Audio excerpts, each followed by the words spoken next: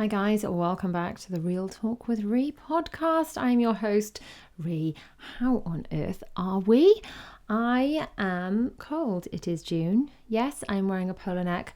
Also, yes, because the June weather is not Juning. It is more like January-ing right now. So that's enough of a moan about the weather. Us Brits do love to talk about the weather.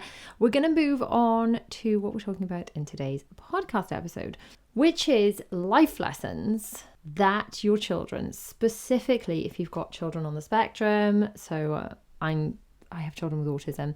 So I'm specifically thinking about life lessons that they can pick up while traveling. So we just got back from a trip. It was a press trip. We were invited there. It was wonderful. We had so much fun. And there's a whole vlog mini-series on my main Mum for UK channel. But it got me to thinking about the life lessons that my children were learning, specifically on trips to theme parks. Because like my children, this is obviously, I can only speak for my children. I can't speak for all children with autism because it is a spectrum and everyone is different. But my children don't struggle academically. Their struggles are more social struggles or struggles with routine or whatever that may impact their academic studies if they're not addressed and managed and supported. But their struggles are definitely more like life situation type struggles than they are academic struggles. So I feel there are so many valuable lessons that the children can pick up while traveling. And yes, specifically when going to theme parks. So for example, one of the things that the children learn is about planning ahead and planning what they'd like to do. They learn about, so this is before we even leave. So we always like to plan out what our bucket lists are, whether we're going to Disney, whether we're going to Alton Towers, wherever we're going. It's very much when you go to any kind of theme park, it's kind of choose your own adventure. It's unlikely you're going to be able to get around everything. And if you were lucky enough to get around everything, then what would be your priorities? What would be your priorities for the day in case you couldn't get around everything? And then you do the things you're not so fussed on last. So even before we go, they're making lists. So they're practicing their handwriting. They're making lists of what they want to do. They're doing research, looking on the website, watching vlogs, and making lists of the things they'd like to do. They're then having to negotiate between themselves because of my 4 children, my eldest is in university, my little 3 would be the ones coming to theme parks with us. So the little 3 would have to, I say little, they're 12, 9 and 7, have to negotiate between themselves, right? Well, what are your priorities? What are your priorities? And these are important life skills, specifically for someone with autism, to say, what are my priorities, what I want to do, but how does that fit in with what other people want to do? And how can we negotiate this? How can we make a plan that suits everybody? And with everyone having this kind of common goal of having the best day ever and trying to fit in everyone's wants and needs, it's just a really good experience for them, in my opinion. With that being said, it's also a really important life lesson for them when they are dealing with these micro disappointments, when perhaps a ride is down, an attraction is down, the weather closes something down, the line is too long, whatever, there are going to be micro disappointments. And I think there can be a tendency, from my experience from speaking to a lot of parents of children on the spectrum, to shy away from doing things that puts their children in these situations where they may face disappointments. And I get it, because we're just all trying to protect our kids. And if we know certain situations may cause meltdowns, then obviously we're going to be inclined to avoid those situations. And that's great. And I totally get where that's coming from. However, I'm also very aware, and this may not be the case for all children with autism, then some children with autism may grow into adults with autism that continue to live with parents and that are continue to kind of be parented with less independence. If, however, you've got children who, I don't really like labeling it as high functioning, but just to sort of try and explain it to you, I guess. If you've got children who are high functioning but have autism, so I guess what this means would be children that perhaps can attend mainstream school and then, would have difficulties but don't need constant one-to-one. If you've got children that are on track to, like our eldest is in university, so has autism, has these challenges, but no longer lives at home. So if you have children like that will eventually have a bit more independence, I guess, they're going to be put in situations where disappointment occurs. They're going to naturally be put in situations where you're not able to totally support them through these disappointments. And this goes for all children. This is not just children on the spectrum. I can remember my best friend and I used to take our eldest and her eldest to karate together when they were very small, and they were very little. And her son was 2 years younger, I think 2.5 years younger than Dylan. And they'd both get upset, but one of them especially would get very upset when they didn't get a belt, when they weren't presented with karate belts. But this was usually because they hadn't actually attempted the grading. And the instinct was like, oh, we'll just keep them off that one to avoid the upset. We just won't take them to that session to avoid the upset. Whereas actually dealing with micro disappointments and then being supported through them by parents is so much easier than when those children have to deal with the disappointments and you're not there to support them. So being like, hey, it's okay, you didn't get the karate belt this time because, you weren't ready to grade, you didn't do the grading, I'm sure you'll do it next time, we're very pleased for everyone else, and you get over it and you kind of nurture them through it and they're okay. Because that is so much safer, so much more comforting, so much easier for the child because you're there to support them through it than the first time they deal with any disappointment because you've shielded them from all disappointment is when they're on their own in school. So they're not on their own, they're with teachers or whatever, but they're having to deal with it in a much more generic setting, in a much less kind of supported setting, a much less of a one-to-one setting where they may have to deal with these disappointments and it might be really, really challenging.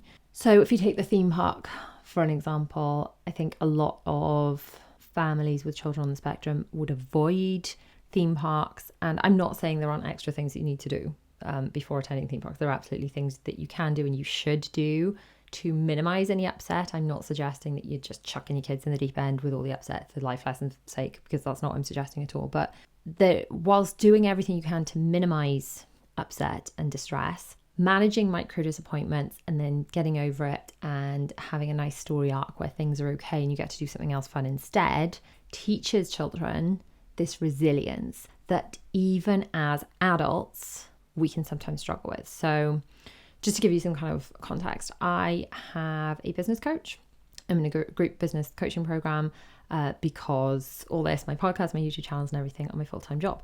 So the business coach helps me and lots of other women in business with mindset stuff, and generally all of the people have the same problems. They're like, I'm scared to do this thing in case it goes wrong. I'm scared to do this thing in case people laugh at me. I'm scared to launch this product or service or whatever it might be. That all these different women have all got these same kind of fears of doing things. And this is kind of it brings me onto a slight tangent, but another part I wanted to bring up about if as children, or if our children are nurtured through experiences where they face these little micro fears and then they not just survive but enjoy them and they thrive in them, then that is teaching our children this resilience. So when they grow up and they want to set up their own businesses, they're not going to be scared of launching a product. So for example, Zara was tall enough to go on the 1.2 rides in Alton Towers just now. So my children always know how tall they are because they know if they are tall enough to go on this ride or tall enough to go on that ride. It's how they measure their height. So Zara was 121 centimetres, just tall enough for these 1.2s. Bella, last time we went, was 139 centimetres, and 140 centimetres is the cutoff for all the big rides. So she was gutted last time, but she's shot up this time, absolutely shot up. She's 147 centimetres, so she was tall enough for the big rides. But both girls, even though they are not new to theme parks, they have been on so many different attractions in Disney, so many different theme park rides, felt this anxiety and this worry before going on these new rides, which I get it. I mean, between you and me, I'm not a fan of heights and I slap a smile on my face and I do it for the children because I want to set a good example of facing our fears. But I get it. I feel a little bit wobbly before doing some of these big rides. Anyway, they were not beside themselves upset or anything. I'm not advocating dragging a screaming, kicking, crying child onto a ride they do not want to go onto. that's not going to help. But if they are like, I really want to do this, but I'm scared. I really want to do this, but I'm worried. That's the same as these women in my business coaching who are like, I really want to start this business, but I'm worried about doing a Facebook Live because I'm worried about making a fool of myself, or I'm worried about putting myself out there. I'm worried what people will say. It's the same thing. It's that fear. And I just think it's been such valuable life lesson for them to be like, okay, there's this thing I want to do and it scares me. A little bit of fear is normal. It's just my body trying to keep me safe. But this is a safe thing to do. Look at all these other people, they've done it, they're all safe. We're going to go on and do it together. I will hold their hand as we're on the attraction. And generally, as a rule, they'll come off going, that was amazing. Or even halfway around, they're like, I love it. And the joy on their faces when they're like, not just that they're enjoying the ride, but they've done it, they've conquered their fears and they've achieved it, they've done it, and they're so proud of the ride photo and they want to buy a pen to prove they've been on the ride. And it's just, it's building resilience. It's proving to them that they can do things that scare them. And I really genuinely believe that that is something important for them as they grow up, as they grow older. And I've got to say, that's an important life lesson for everybody, for neurotypical, neurodiverse, children, adults, everybody. Being able to do things that we want to do but kind of scare us a little bit, and then do them and survive and thrive is just so important. So yes, conquering these little micro fears is important. But then also, as my ADHD brain kind of digressed off the main topic of the point I was trying to make, making plans, but then plans changing and that being okay. Making new plans, that being okay. That being able to adapt, being able to be resilient, because changing of plans for children with autism and adults for that matter. My husband, I'm sure he won't mind me sharing this. We were due to go to IKEA. I think I might have told this story recently anyway, but we were due to go to IKEA. He hates IKEA, but we were due to go. And then one of the children was ill, so we didn't go. And it spun him out all day because he was like, but we were supposed to be going to IKEA. It's like, but you don't like IKEA. It's like, I know, but I'd give myself up for going. So even adults who are somewhere on the spectrum can really struggle with these changes of plans. So if this, you can kind of normalize this with your children, right? We're going to make this plan. So Bella had made this plan where she was going to start this part of the park, and then we're going to go here and then eat there and all the various things. But then reminding them as you're making the plans, these plans are subject to change. The weather could change. An attraction could go down. Something could happen. And if that changes, that's okay. We'll make a new plan. And we've left the whole second day kind of very loose to fill in all the gaps of like, right, okay, if this attraction's down today, we'll go tomorrow. If it rains us off today, we've got this spare time. Planning in that buffer time and knowing that we're going to do everything we can to fit in all the things on their wish list. We're going to do everything we can to have the most amazing day. But if this doesn't happen, then we will make a new plan and do something else, and it's still going to be amazing and fun. So I can think of like when we ran across the park once to try and make, I don't know, I think it was the Lion King show, and we missed it and the children were disappointed, but then it's like, hey, do you know what, we're going to go and get to do something else. And then yet another time we ran across the park because we heard Piglet was out the other side of the park. Bella desperately wanted to meet Piglet, and she got to meet him, and she was just so over the moon delighted. So sometimes it's going to be a mad dash to go and do a fun thing, and it'll be closed by the time you get there. And sometimes it'll be a mad dash and be like, yay, we did it, we got to do the thing. And both are okay. Both are the fun of the experience, and kind of learning to enjoy the actual experience and the fun of the planning and the, yay, what are we going to do? We're going to do this now, we're going to do that. And then, all right, our plans have changed, let's go do something else. That can feel very uncomfortable for children with autism. But I know that my children, having done this so many times, so many different park visits, are so much more comfortable with it now. And I know that is a transferable skill that they can take into other areas of their lives. Because ultimately, at some point, there is going to be a theme park school trip where the children will be asked to go. And if they've never done anything like this before, and then they suddenly have to go with the school, and it's going to be a very overwhelming experience for them. Whereas I'm pretty confident, because my children have done this kind of trip so many times, if they're going on a museum trip or a theme park trip or an outward bound trip or whatever, these skills they've picked up about, right, this is the stuff we're going to try and do. This is what happens if the plans change. Then that will help them when I'm not there. I'm hoping that all these experiences, these positive experiences that we're hopefully packing in, where generally I'm not saying we never have meltdowns, but generally they're very positive experiences. That's kind of being reinforced in their brain of it is okay if things change. If plans change, it's okay.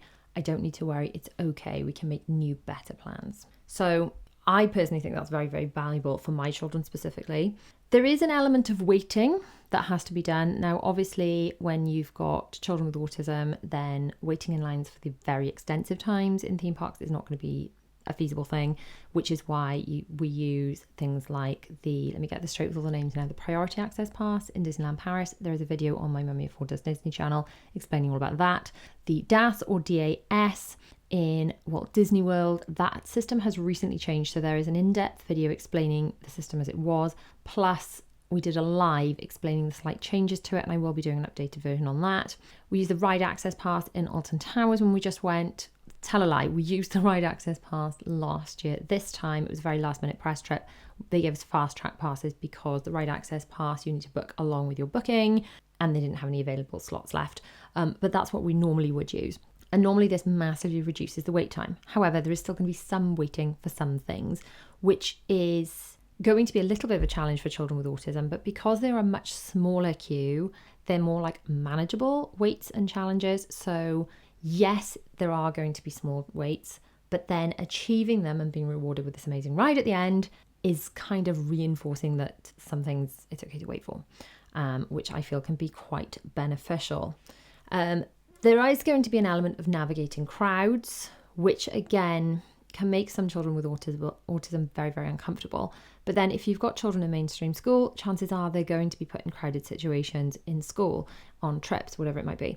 So managing it with your supervision, with your help, and learning to navigate these things with you is really, really going to help. I am not suggesting you go at peak times. I'm not suggesting you go at the busiest times, but even like normal crowd levels and having to navigate that is going to be better that they've learned to do that with you than having to do that for the first time in effect on their own on a school trip.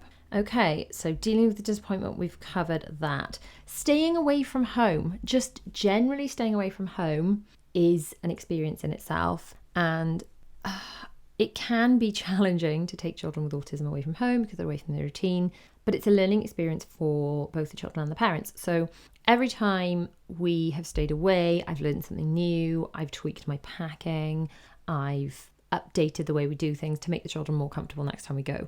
It's actually occurred to me when we stay in Disney, that's when they're the most comfortable because everything smells the same. If we're on the ships, everything looks the same. Everything looks very similar. The format of the rooms is very similar. The bedding will feel the same. So there is that familiarity. So you can stick with, like if you always stay in a Premier Inn, it's always going to feel very familiar, and there is going to be that element of familiarity, and yet it's going to be different enough from their own bedroom to get them used to that, because ultimately, otherwise, if they've never stayed away from home, either with or without you, the first time if your child is invited to a sleepover or something, it's really going to upset them because they've never done it before. So staying away from home, I say it's a learning experience for both. We had some challenges on our recent trip with getting one of the children to sleep. So next time I'm going to be taking the same pillowcases that we use at home to put on the bed, because then they will smell the same and hopefully that will help with them feeling settled. Another very basic skill is reading maps, having a look at maps and planning out your day so you're not zigzagging all over the place, planning out your day with the map to minimize like how much walking you have to do just in order to fit the most in. So there's no point in zigzagging back and forth and back and forth. You may as well be doing attractions. So reading the map, looking at what's next to what, and planning things out accordingly. There'll be lots of different sensory experiences to experience, I guess, in a theme park. And this can be challenging for children, but again, I do believe that it's really beneficial to be able to do this as a family, to help your children through it, rather than the first time they ever attend a theme park is on a school trip and it totally overwhelms them. Social interactions. So I really try and encourage my children whenever we are out and about to speak to people in the shops. So if I'm like, they need to find a certain thing, then with my help, I'm like, right, okay, so why don't you ask them, excuse me, please have you got some more pen badges or so-and-so's in a certain size? And I would encourage the children to use their own words and to speak to the adults, the cast members, the people that work there, to do that. If we're ordering food, I generally encourage the children to order their own meals. So we'll go, as the server comes around the table, then I would say, come on then, Bella, what do you want for food? And then encourage them to just have that social interaction in a really safe and micro way in order to order their own food. So there's an element of obviously learning to follow rules, accepting that this is the height requirement, that's what it is. Sometimes children with autism are actually better at following rules, but perhaps take it in a very, very strict way, and rules can be very important to them. Some of the challenges sometimes can be seeing other people not following the rules and being okay with that. That can be a bit of a challenge, but again, something that you can nurture them through. Putting these little experiences in front of them so you can kind of talk to them about them and hold their hand through them, rather than the first time they ever deal with them, you're not there to help. So money management, understanding the value of things, perhaps giving the children a certain budget. We tend to, for away abroad, put money into a pot in my Monzo. So I have a Monzo card, which this isn't an ad or anything, I just love it. It's like a bank card, and you can top it up and you don't get any foreign transfer fees, currency fees. So if you go to mummyof4.com/Monzo, so that's mummyofofour, so mummyof4 the word .com/Monzo, MONZO, then if you get a free Monzo card, when you top it up and you make your first purchase, they add £5 to your account and £5 to mine. But within there, I set up pots for the children, so I put their money in there, and then we'd say, right, this is how much money you've got, or you can physically give them cash if you want to go old school. This is how much money you've got for snacks or souvenirs or whatever, and right, you do the maths, look how much things cost, and that can be really valuable as a skill. Teamwork, again, we've sort of touched on this in the planning, but working together to be like, right, okay, this rides down, what are we going to do instead, how are we going to adjust the plans, and working together as a team. Time management, again, is another one. So this is kind of more an ADHD struggle, I think, with concept of how long things take, but time management, right, this is how much time we've got, what are we going to prioritize, we can't get it all done, how long will it take to do this, then this, then this, and working on that time management in a theme park setting can be just a really fun way to work on it. It's considering the needs of the whole group and having empathy for other people. So, the children understood that Zara wasn't tall enough to go on certain attractions, so it was really sweet to see that Bella was like, oh no, I don't want to do any more of these bigger rides without Zara because I'm worried about leaving her out. And that was really, really sweet to see that empathy. Problem solving as things arise. So replanning the day, finding lost things, how are we going to fit this in?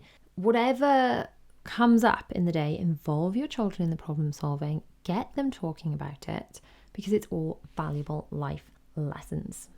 Decision making, again, so back to deciding which rides to go on, having to make a decision. I really struggle with decision making. I'm 40 years old, and it's definitely something that the children get to do when we're doing park trips, because I really involve them in that decision making.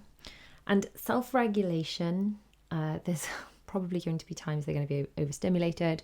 At least then, if they're in a setting where you are there with them and they're feeling overstimulated, you can talk them through it. You can go through all of the different strategies that you use. I've done videos on my main channel, but let me know if you want to hear a podcast episode about strategies for regulation, for when people are feeling overwhelmed and having meltdowns. But you can encourage them to use those strategies. So hopefully when they are then on a school trip and they're feeling overwhelmed, they're in a similar situation, they remember those regulation strategies and they're able to implement them themselves. It does help to build a certain level of independence and sort of encourage independence in a very baby step kind of way when you've got children with autism in these trips.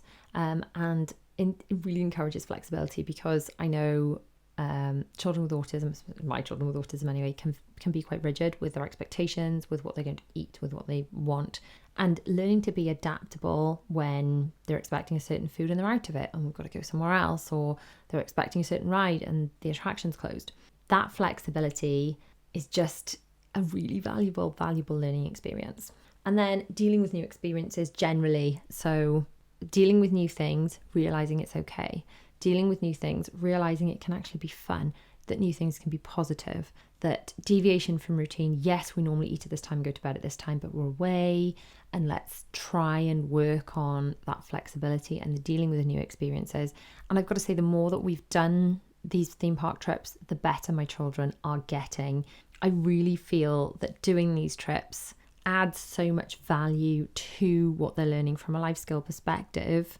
And yes, obviously they're learning to have to get along with other children and everything in school as well as the academic stuff. But I do feel that putting your children in situations where they're not like totally like, I'm not suggesting you push them way out their comfort zone, but situations where they're thinking, right, I want to do this theme park day, I want to do this ride, but it makes me feel uncomfortable, and you can nurture them through that, is really going to help their resilience, especially as they grow older and a little more independent. So thank you for tuning in for another episode of Real Talk with Rhi. There are a lot more episodes about autism that I'm going to link on screen, as well as a whole bunch of UK theme park vlogs so you can show your children and see where you fancy going. Check out my Patreon for some early release content. I'll see you next week for another one.